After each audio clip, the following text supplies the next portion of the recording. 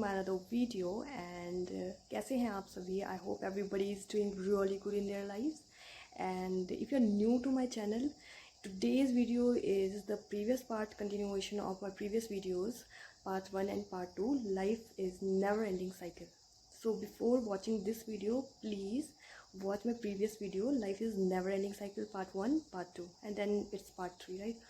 सो जो last part में मैंने आपको बताया था कि जो शिष्य होता है पूरी रात जो उकेरता है, जो गुरु ने मंत्र लिखा होता है उस बिल्ली की पूंछ से, वो जब पूरी रात उखेरता है तो उसका गुस्सा शांत हो जाता है उसको उखेरते उखेरते, और उसमें वो रंग भर देते हैं वो पुलिस वाले. कलरफुल हो जाता है, बहुत शानदार लगता है. और जाने से पहले जब वो नाव पे बैठा है उन पुलिस वालों के साथ, और गुरु जो होते हैं वो पीछे खड़े होते हैं, स्टैंड बाय होते हैं, तो देखते हैं तो उनको समझ आता है कि मेरे शिष्य, गुरु को समझ आता है कि जो शिष्य है ये जो इसका पीछे मुड़ के स्माइल करना है, इसका मतलब है कि इसे संयम का जो मैं पाठ पढ़ाना चाहता था, पेशेंस का पाठ, वो इसे समझ आ चुका है और ये एक उम्दा व्यक्तित्व के साथ आगे की अपनी लाइफ को जिएगा.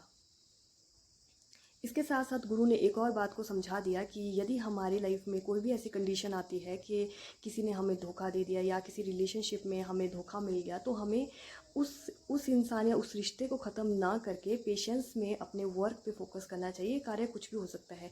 यदि कोई स्पिरिचुअल है तो स्पिरिचुअलिटी में जा सकता है, यदि कोई प्रैक्टिकल है और जिसको हम एथीस्ट भी कहते हैं, नास्तिक कहते हैं, तो अपने कार्य में ज़्यादा जो वक्त है उसको व्यतीत कर सकता है. जब गुरु ये देखता है तो गुरु सोचते हैं मेरी ड्यूटी ख़त्म, मेरा कार्य ख़त्म, अब मुझे समाधि लेनी है, मुझे समाधि में जाना है.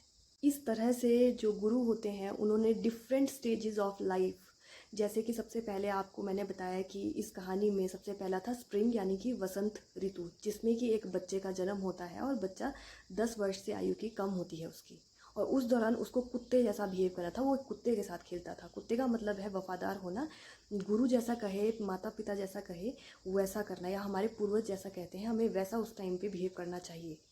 सेकंड फेज़, जिसमें कि वो जब किशोर अवस्था में आता है तो समर ऋतु में होता है, गर्मी का मौसम होता है, और अब वो कुत्ते के साथ ना होके एक मुर्गा उसके आंगन में खेलता है और उसी के साथ वो भी खेलता है. और मुर्गा बौद्धिज़्म में प्रतीक होता है इच्छाओं की जागृति का.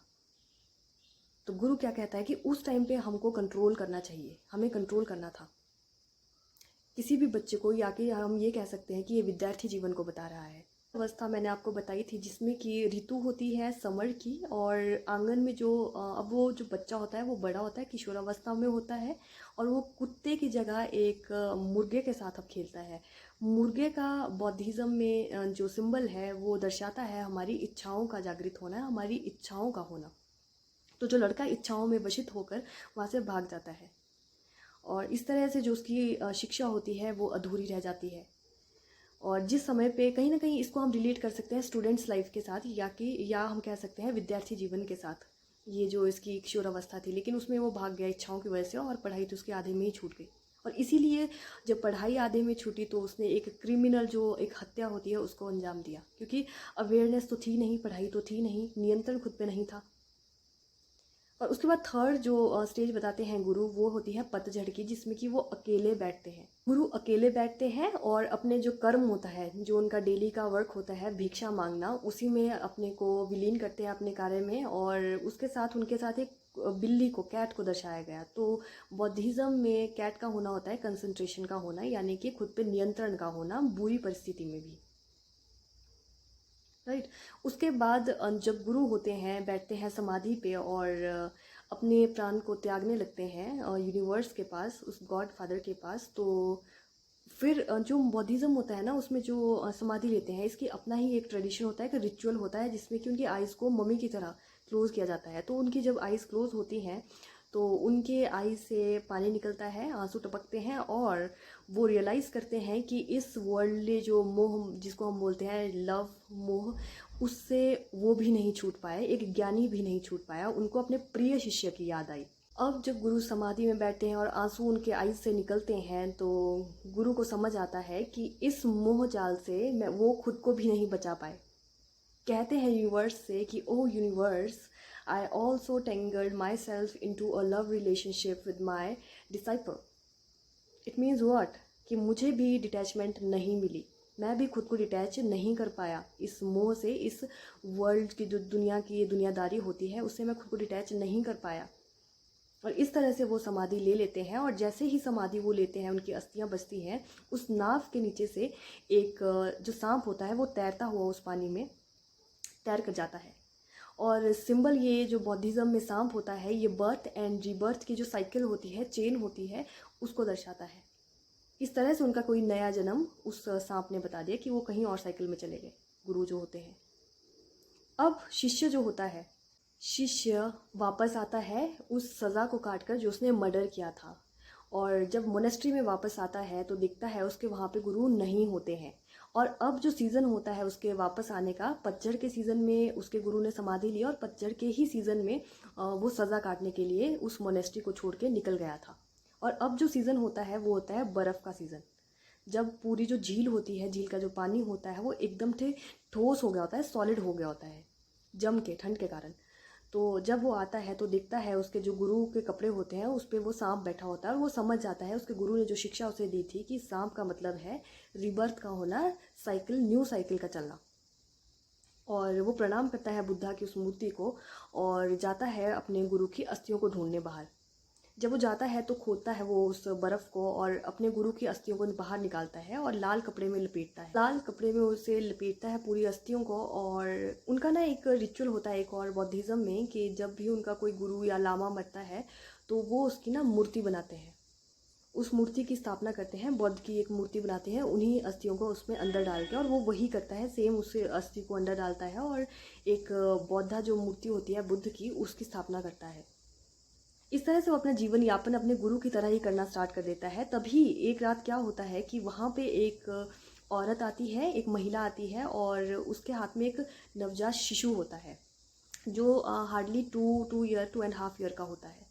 और वो उसको उसके दरवाजे पे, उस मोनेस्ट्री के दरवाजे पे छोड़ के चले जाती है, क्योंकि झील में अब नाव की ज़रूरत तो थी नहीं, सारी झील ठोस थी, तो वो उस झील पे चल के वहाँ पे उसे छोड़ जाती है उसके दरवाजे पे, और वहाँ से भाग जाती है। जैसे ही वो भागती है तो होता क्या, बच्चे को छोड़ के वो भागती है, और जैसे ही भागती है तो वो उस गड्ढे में गिर जाती है, जिस गड्ढे को उस शिष्य ने अपनी गुरु की अस्थियों को निकालने के लिए खोदा था। वो उसे बंद करना भूल गया, और इस तरह से उसकी मृत्यु हो जाती है। और जब अगले ही सुबह उठता है शिष्य तो देखता है कि एक बच्चा रो रहा है उसके डोर पे, और वो कोई 2.5 साल का जो बच्चा होता है उसे उठाता है और उसकी माँ को इधर उधर ढूंढता है, ढूंढने का प्रयत्न करता है, लेकिन वहाँ पे कोई होता नहीं है। लेकिन फिर भी वो ढूंढते ढूंढते देखता है कि जो उसकी माँ है उसकी मृत्यु हो चुकी है उस गड्ढे में गिरने से, जो कि उसने खोदा था अस्थियाँ निकालने के लिए। उसे बहुत ज़्यादा रिग्रेट होता है, पश्चाताप होता है, बिकॉज उसको लगता है कि उसके उस गड्ढे को भूल करी उसने, उसको न भर के, और उसकी वजह से उसकी डेथ होगी, मृत्यु होगी। वो खुद को इसका दोषी मानता है, शिष्य खुद को उसका दोषी मानता है, और अपने जो पीठ होती है ना उस पे वो बहुत बड़े बड़े पत्थरों को, जैसे कि उसके गुरु बचपन में उसकी पीठ पे जब भी वो कोई गलती करता था उनको लादते थे, उसी तरीके से वो बांधता है बहुत सारे पत्थरों को, और उन पत्थरों को बांध के वो उसी पहाड़ी पे जिस पे कि वो बचपन में भी जाया करता था, उसी पहाड़ी पे वो चढ़ता है। और जब वो चढ़ता है और ऊपर पहुंचता है तो काफ़ी थका होता है, उसको काफ़ी पेन भी हो रही होती है उसकी। वो सोचता है कि मेरी आत्मा को इसी से अब शांति मिलेगी, मैं करूँ तो करूँ क्या, मैं इसकी जान तो वापस नहीं ला सकता इस महिला की। लेकिन जब वो वहाँ पहुँचता है तो देखता है कि अब जो घाटी होती है, जो वैली होती है, उसको पूरी पूरी नज़र आती थी। जब वो बचपन में वहाँ पे आता था तो केवल ओनली उसको अपनी मोनेस्ट्री नज़र आती थी और वो झील नज़र आती थी और उसमें तैरती हुई वो मोनेस्ट्री। लेकिन अब उसको वो पूरी ही मोनेस्ट्री के साथ साथ, पानी के साथ साथ, झील के साथ साथ वो घाटियाँ, वो सुंदर हवाएं और वो पक्षी भी नज़र आ रहे हैं। अब वो समझता है, जब वो देखता है उस छोटी सी बुद्धा की मूर्ति को और वहाँ से उस घाटी को, तो क्या मतलब है, यहाँ पे क्या दर्शाते हैं, ये जो स्टोरी है क्या दर्शा रही है, ये दर्शा रही है हमारे पॉइंट ऑफ व्यू का समय के साथ बदलने और बढ़ने का। एक अच्छी जो हमारी शिक्षा होती है, अगर हमने अच्छी शिक्षा को ग्रहण किया है और हम उसको इम्बाइब कर रहे हैं खुद में, तो हमारा जो दृष्टिकोण है, हमारा जो पॉइंट ऑफ व्यू है, वो एक पॉजिटिव डायरेक्शन में और एक नैरो माइंडेडनेस से होकर ना होकर वो बड़ा एक आप पर्सपेक्टिव में उसको देख पाएंगे, अच्छे पर्सपेक्टिव में देख पाएंगे। हम अपनी जर्नी को भी इस तरह से इंजॉय कर पाएंगे। अगर हमने अच्छे से शिक्षा को ग्रहण नहीं किया, अच्छे से हमने कोई चीज़ को नहीं सीखा, तो हमारा दृष्टिकोण जो है वो नैरो माइंडेड यानी कि संकुचित दायरे में ही रह जाएगा, पर्सपेक्टिव ग्रो ही नहीं कर पाएगा। और वही वो जो शिष्य होता है वो समझ जाता है कि अब मेरा पर्सपेक्टिव काफ़ी ग्रो हो चुका है, मुझे घाटी पूरी नज़र आ रही है, न केवल एक झील और monastery. With the realization of changed perspective or changed point of view or a new perspective or a new point of view, जो शिष्य होता है उसी वैली पे, उसी पहाड़ी पे ज्ञानयुंग जो बोधिसत्वा होते हैं बौद्धिज्म में, उसकी मूर्ति की स्थापना करता है जो कि दया का प्रतीक होती है, और वहीं पे आके कभी कभी अपना टाइम को स्पेंड करता है वो सेल्फ रियलाइजेशन के लिए। आगे की जो उसकी लाइफ होती है उसमें जो महिला उस बच्चे को छोड़ के जाती है जो कि अनाथ हो जाता है, उसके साथ वो उसी मोनेस्ट्री में रहना स्टार्ट करता है एज अ गुरु। अब वो गुरु होता है और जो बच्चा वहाँ छोड़ के वो गई होती है वो उसका शिष्य होता है। यहाँ पे आप देखेंगे कुछ कॉमन थिंग्स है, कुछ डिफरेंसेस हो जाते हैं। कॉमन में क्या होता है कि जो गुरु होता है वो जो पदवी होती है गुरु की, जो स्थान होता है वो तो सेम होता है गुरु और शिष्य का, लेकिन अब वहाँ पे जो व्यक्ति होते हैं वो कोई और होते हैं। व्यक्ति तो कोई और होते हैं, लेकिन जो उनका जो स्थान होता है गुरु का ही रहता है और शिष्य शिष्य का ही रहता है। इसी तरह से हमारी लाइफ भी होती है कि जो स्थान होता है, कोई प्लेस होता है या मटेरियलिस्टिक जो थिंग होती है वो यहीं पे रह जाती है, उनको हमसे कोई अटैचमेंट नहीं होती है। मटेरियलिस्टिक थिंग्स, या फिर हम कह सकते हैं कि जो हमें स्टेटस वगैरह मिलता है या जो भी हमें नाम मिलता है वो तो यहीं पे रह जाता है, बस उसमें जो रिप्लेसमेंट होती है वो होती है किसी पर्सनैलिटी की, किसी पर्सन की, राइट। तो उसी तरीके से जो होता है वो मोनेस्ट्री भी वही रहती है, वो पूरा जो झील होती है वो भी वही रहती है, बस केवल चेंज होता है वहाँ पे व्यक्तित्व का। तो नया व्यक्तित्व होता है, नए व्यक्ति होते हैं। और इसी तरह से जो बच्चा होता है वो बचपन में जैसे वो शिष्य अपने गुरु के साथ किया करता था, वैसा ही वो भी करता है कि वो ट्रैप कर देता है, स्वतंत्रता छीन लेता है मछली की, मेंढक की और सांप की।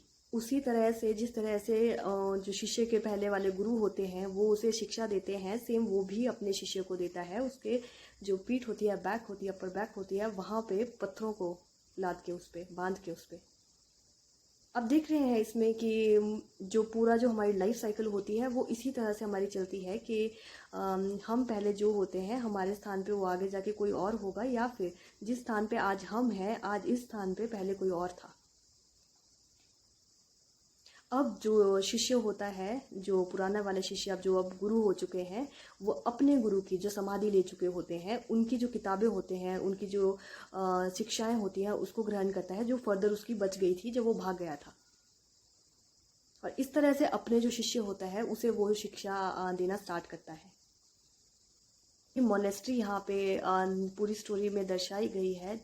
इसका मतलब है body, a body, it could be our body, a symbol, the monastery is the symbol of our body. That lake जो वहाँ पे झील होती है, it is the symbol of spiritual mind, our spirituality, our spiritual mind.